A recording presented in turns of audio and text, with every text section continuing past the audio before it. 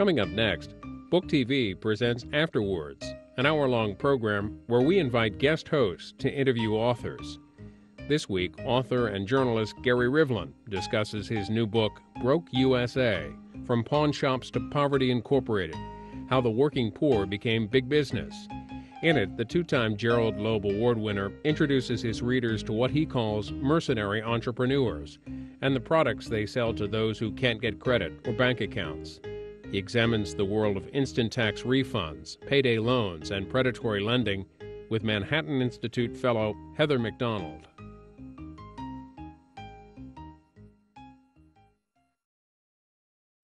Welcome to Afterwards. My name is Heather MacDonald. I'm a fellow at the Manhattan Institute, and it's an honor to interview Gary Rivlin about his new book, Broke USA. Welcome to C-SPAN, Gary. Thank you. Gary, this is your fourth book. You've already written three before: Fire on the Prairie, Chicago's Harold Washington and the Politics of Race, Drive-By, and The Plot to Get Bill Gates. You're a winner of 2 Gerald Loeb Awards for distinguished business reporting, and you've written articles for the New York Times Magazine, GQ, Salon, and Newsweek.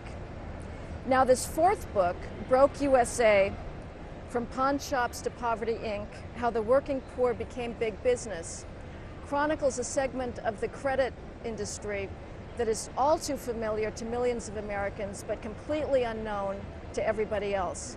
Why don't you sort of lay out the contours of that industry for us?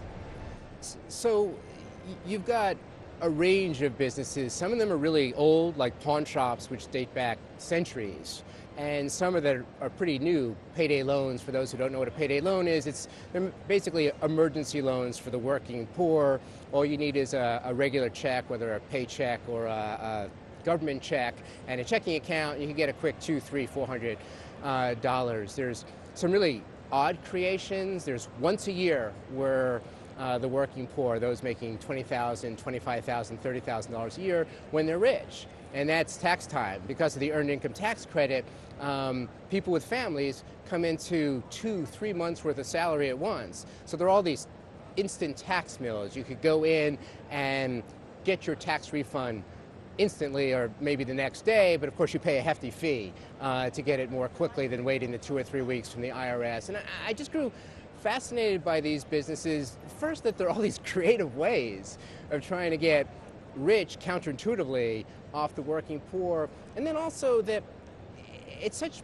big business. I mean, the shock to me personally is that I know corner check cashers. I live here in New York City, but there's 6 publicly traded companies in the check cashing business, 7 if you include Walmart. Payday loans, it's a rinky-dink business, really, $200, $300, $400 loans, but there's 6 publicly traded companies in that business. Well, what's the difference between subprime lending and predatory? How do you tell when something becomes predatory, which is obviously a value judgment? Well, no, exactly. Yeah, I don't necessarily use the term predatory for a check casher, for instance. Yes, they charge a big fee for cashing a check. Here in New York, you'd pay about 2% of the face value of a check. If you lived in Georgia or Arkansas, you pay about 5%. Which is a steep tax. I mean, a $20,000 salary, you're paying $1,000 just almost like a poverty tax to cash your check. But I don't call that predatory. I call that a necessary evil. There's 17 million or so people in this country who have no bank account, some because they don't trust banks, some because they've messed up their relationship with a bank. Somehow, some way, they've got to cash their checks. Somehow, some way, they need to pay their bills, their utility bills and such. Well, let's talk about the payday loan, because that's people that do have a checking account. They're not the unbanked. Right. So describe how a payday loan works. So emergency bankers to the working poor. Your car breaks down.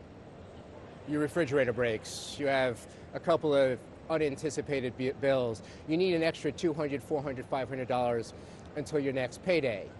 Go into the corner payday lender.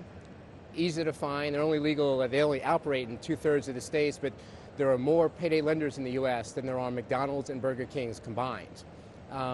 And they advertise themselves as quick and easy, and they're very quick and easy. you get your cash so you can fix your car, so you can continue going to work, you can pay your bills. The rub, what makes it controversial, is the fee they charge.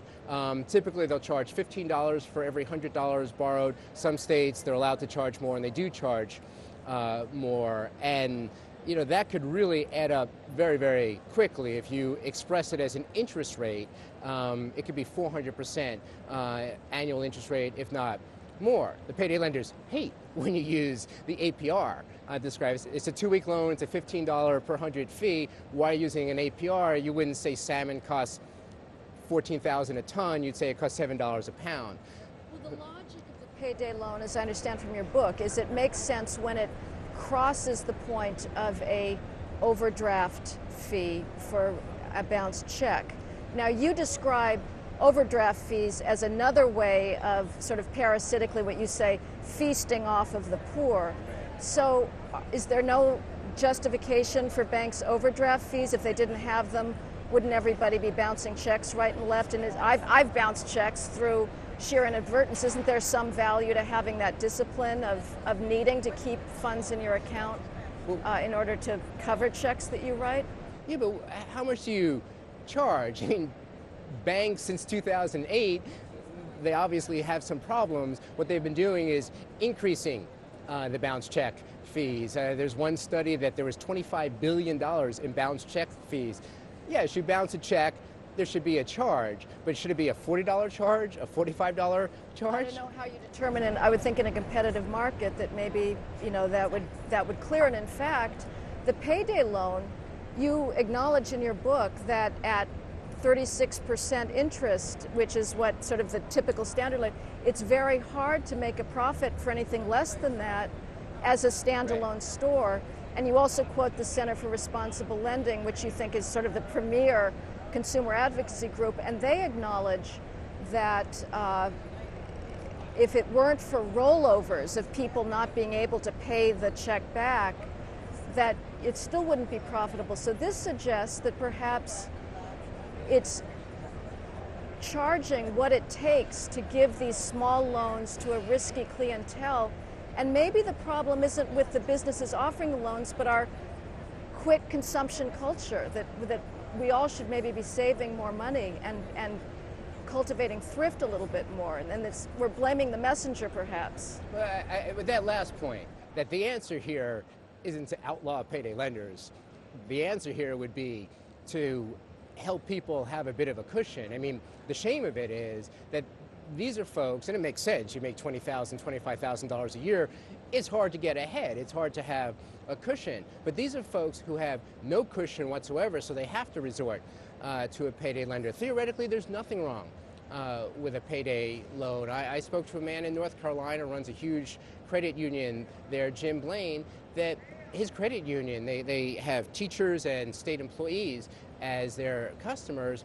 They do payday loans where they're charging 12% interest. The difference is that they have, regular checking and they do auto loans and home loans. It's just one in a range. You don't have to have a store set up and employees staffing it for one and only one purpose, to give payday loans.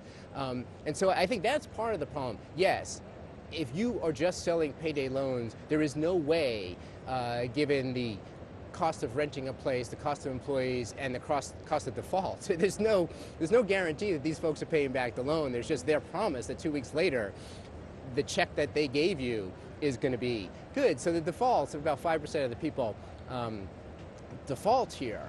But I would say that if Ace Hardware only sold hammers, they'd have to charge a lot more for a hammer. If Burger King only sold hamburgers, they'd have to charge a whole lot more for hamburgers. Maybe the business doesn't make sense as a standalone business. Maybe the business should exist, but at a financial service center that offers a range of products, so they don't have to build in all these costs so they can make money.